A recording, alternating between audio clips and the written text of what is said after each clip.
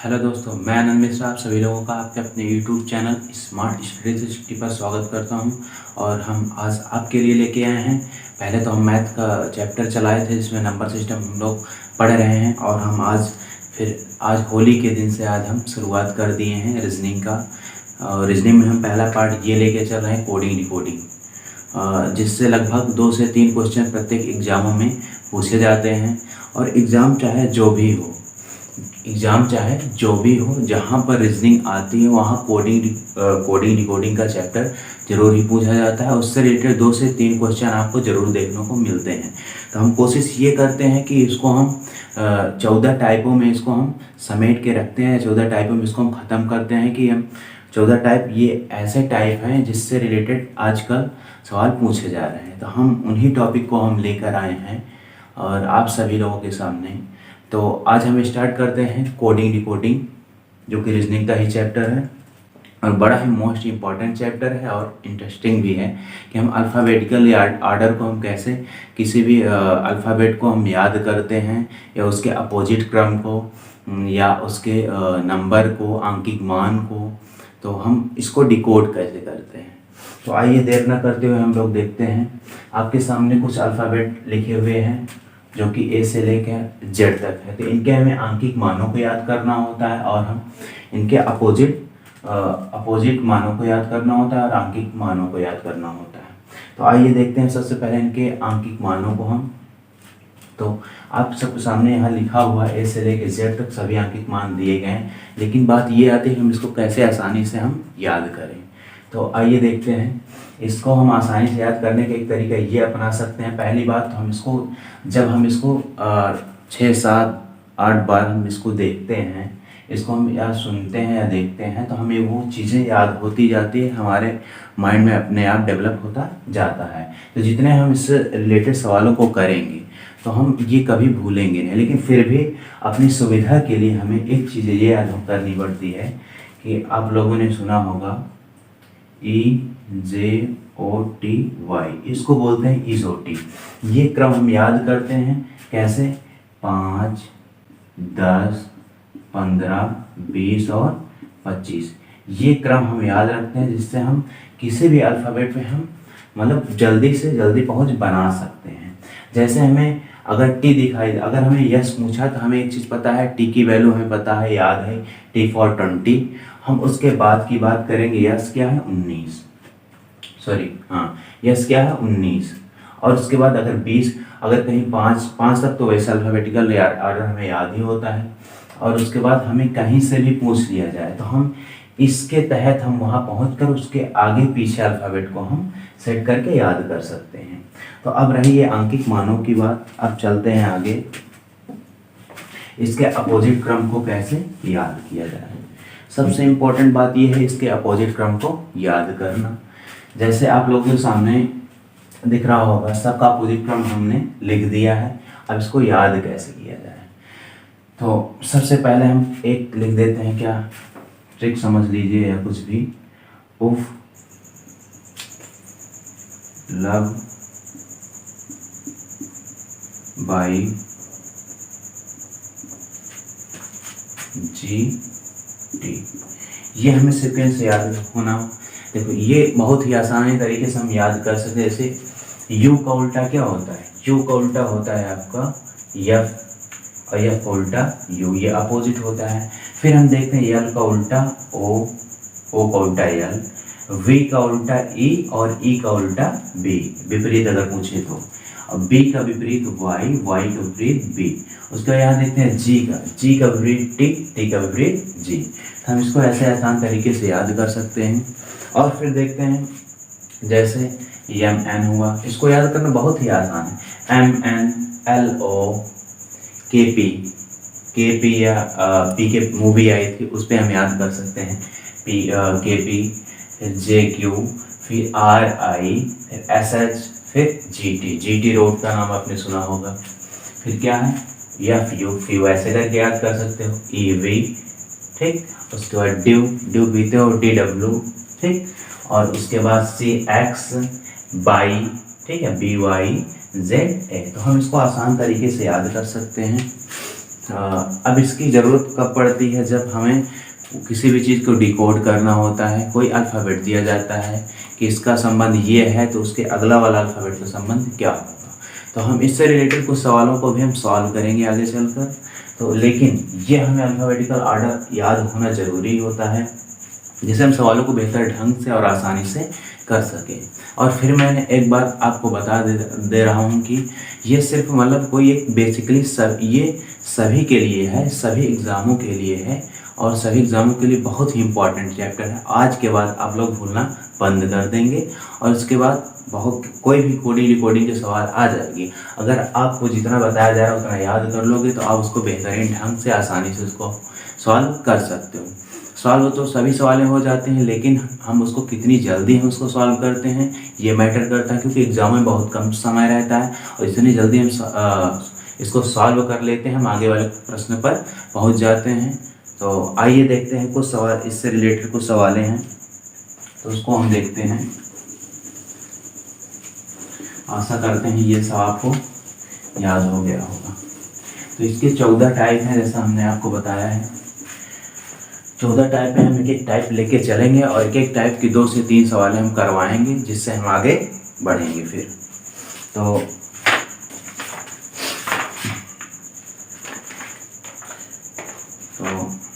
पहली सवाल लगा दी जाए स्क्रीन पर। तो पहली सवाल आपकी है, यदि किसी सांकेतिक भाषा में शुभम को IVCIBN लिखा जाता है तो सत्यम को उसी भाषा में कैसे लिखा जाएगा। तो हम देखते हैं शुभम आपकी स्क्रीन पर दिख रहा होगा, SHUBHAM। शुभम को क्या लिखा जाता है, इसको लिखा है TVCIBN।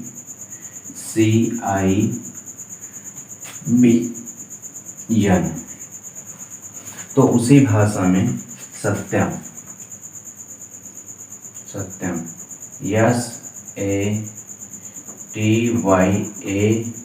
SATYAM को क्या लिखा जाए, क्वेश्चन मार्क है। तो हम देखो इसको रिलेट कैसे कर सकते हैं। देखो कोई एक वैल्यू या एक कोड या डिकोड हमें दिया गया होगा, उसके तहत हम अगले कोड या डिकोड को निकालेंगे। जैसे हम यहाँ देख रहे हैं यस की वैल्यू सबसे पहले क्या होती है, 19 होती है। और उसके बाद यस की वैल्यू क्या होती है, 19 होती। शुभम है, शुभम, यहाँ होगा यू, इसको हम फिर से लिख देते हैं BHAM, ये। अब U की वैल्यू हमारी क्या होती है, 21 पता है। V की वैल्यू क्या होती है, 2। H की वैल्यू होती है हमारी 8, इसकी 1। M की वैल्यू होती है 13। अब इसके अनुसार हम इस पे जाएंगे कि यहाँ क्या आया है। अब T की वैल्यू हमें पता है क्या होती है, T for 20, V, ये तो हमें याद होगा। ये V की वैल्यू क्या होती है, 22। C की वैल्यू होती है हमारी 3, I की वैल्यू होती है 9 और V की वैल्यू होती है 2, N की वैल्यू होती है 14। अब देखो जैसे इसका सीक्वेंस बढ़ रहा है कैसे है, 19 से 20 प्लस 1 हो रहा है, ठीक। 21 से 22 प्लस 1 हो रहा है, देख रहे हैं हमें 2 से 3 प्लस 1 हो रहा है, 8 से 9 प्लस 1 हो रहा है, 1 से 2 इसमें भी प्लस 1 हो रहा है, 13 से 14 इसमें भी प्लस 1 हो रहा है। तो ये सीक्वेंस चल रहा है +1 +1 का। तो हम ऐसे ही सीक्वेंस इसमें भी चलाएंगे। अब यहाँ देख लेते हैं S की वैल्यू क्या होती है, 19 होती है और इसकी वैल्यू 1 होती है। T for 20, Y की वैल्यू होती है 25, A की वैल्यू होती है 1 और M की वैल्यू होती है 13। अब इसके आगे हम जाएंगे 19 से 20, 1 2 सब में एक जोड़ते चले जाएंगे, 20 से 21 क्योंकि +1 की वैल्यू है, 25 से 26 और उसके बाद 1 2 और 13 14। अब इसको हम डिकोड करते हुए चले जाएंगे।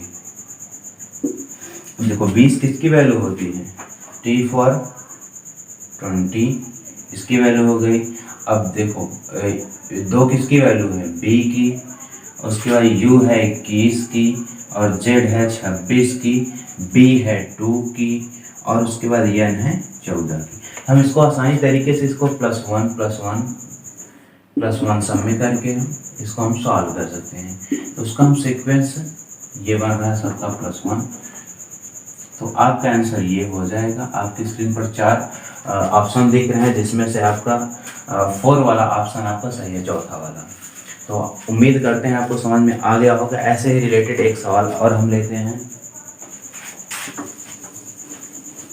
इससे रिलेटेड एक सवाल और हम लेते हैं। ये हमारा फर्स्ट टाइप का है एक सवाल, और उसके बाद फिर एक सवाल और हम करवाएंगे। तो दूसरी सवाल स्क्रीन पर लगा दीजिए।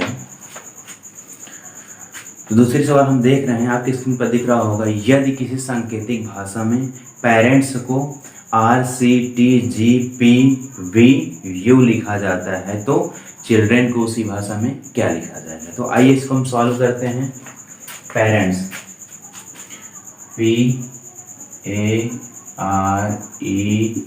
PARENTS, ये पेरेंट्स लिखा गया।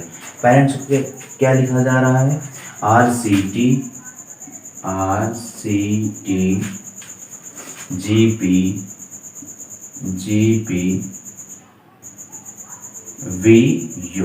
अब इसका हम सीक्वेंस इससे रिलेट करेंगे कि इसका क्या सीक्वेंस बन रहा है, कौन सा क्रम इसमें बन रहा है, तो उसी के अकॉर्डिंग हम इसके आगे वाले क्रम को बनाएंगे। हमें क्या निकालना है, चिल्ड्रेन। तो CHILDREN।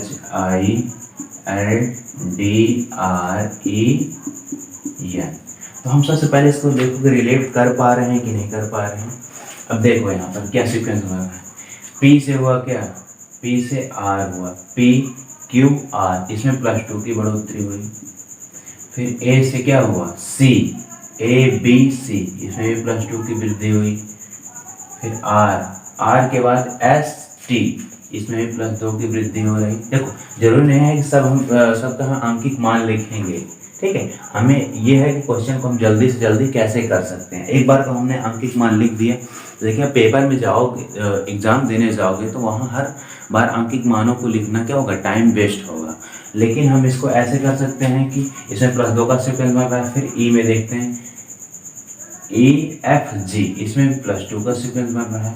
फिर इसमें क्या है, NOP, +2 का सीक्वेंस बन रहा है। और फिर TUV, इसमें भी +2 का सीक्वेंस बन रहा है। और STU, इसमें भी +2 का सीक्वेंस बन रहा है। तो हमें एक चीज़ यहाँ कॉमन मिलती है कि यहाँ जितने भी अल्फ़ाबेट हैं सब +2 के सीक्वेंस में है, सब में 2 जोड़ा गया है। तो हम आसान तरीके से जोड़ सकते हैं। C में क्या, C में 2 जोड़े, CDE हो जाएगा। फिर उसके बाद H में हम 2 जोड़ेंगे, H के बाद IJ हो जाएगा। सब में हम 2, C में 2 जोड़े, CDE हो गया। H में 2 जोड़ेंगे, IJ हो गया। सब में 2 +2 का सीक्वेंस चल रहा है, तो हम सबका +2 कर देंगे। I में फिर IJK, ठीक, LMN, सब में +2 जोड़ दो, ABCDEF हो जाएगा, इसमें +2 ऐड कर दो। PQRST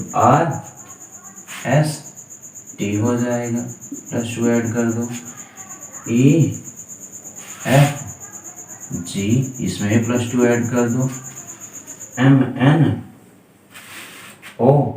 इसमें भी +2 ऐड कर दो। तो हम फिर से इसमें देखते हैं क्या सीक्वेंस बना। EJ, देखिए पहले ये कौन सा ऑप्शन आपका फॉलो हो रहा है, EJKNFTGP,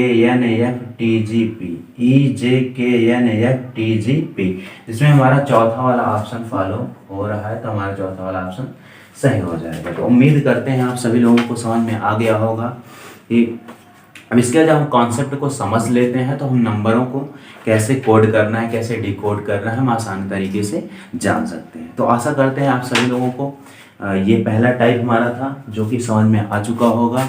और हम ऐसे ही एक और वीडियो लेकर आएंगे जिसमें आपके सभी 13 टाइप होंगे। और उम्मीद करते हैं कि आपका कोई भी क्वेश्चन संभवतः छूटने ना पाए, और कुछ क्वेश्चन जो बनते हैं विवेक से मिसलेनियस से, उसको भी बता दिया जाएगा कि उसको आप कैसे कर सकते हो, या कैसे हम एक्स्ट्रा माइंड्स में ऑर्डिनरी माइंड लगाकर उसको हम सोच सकते हैं और सवालों को सॉल्व कर सकते हैं। तो वीडियो देखने के लिए धन्यवाद। और आप सभी लोग होली का त्यौहार मनाइए, जो कि एक रंगों का फेस्टिवल होता है। और अबीर के साथ खेलिए, रंगों का यूज ज़्यादा ना कीजिए, और अपने चारों तरफ ध्यान दीजिए बच्चों को, और प्रदूषण को कम कीजिए।